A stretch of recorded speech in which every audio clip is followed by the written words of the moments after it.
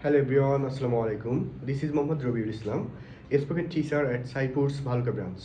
গত ভিডিওতে আমরা কোনো কাজে দক্ষ, কোনো কাজে অদক্ষ এইগুলো কিভাবে ইংরেজিতে বলতে হয় সেটা শিখছি। এই ভিডিওতে আমরা কোনো কাজে দ্রুত, কোনো কাজে ধীর এই সকল বাক্য কিভাবে ইংরেজিতে বলতে হয় সেটাই শিখব। So let's get started. আমি কোনো কাজে দক্ষ, সেক্ষেত্রে আমরা গুড অ্যাট এই ফ্রেজটি ব্যবহার করতে পারি। যদি বলি আমি ইংরেজিতে দক্ষ, I am good at English. আমি গণিতে দক্ষ, I am good at mathematics. আমি কোনো কাজে অদক্ষ, যদি বলি আমি রান্নায় অদক্ষ, I am bad at cooking.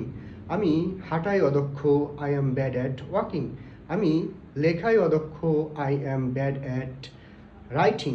আমি যদি বলি আমি হাঁটাই দ্রুত, I am quick at walking.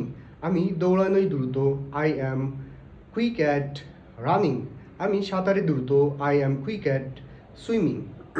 একইভাবে যদি বলা হয় আমি কোনো কাজে ধীর, সেক্ষেত্রে আমরা স্লো অ্যাট এই ফ্রেজটি ব্যবহার করব। যদি বলি আমি রান্নায় ধীর, I am slow at cooking. আমি হাঁটাই ধীর, I am slow at walking. আমি খেলায় ধীর, I am slow at playing. আমি লেখায় ধীর, I am slow at writing. So এভাবেই তৈরি করুন হাজার হাজার বাক্য। Thank you for watching. আল্লাহ হাফিজ।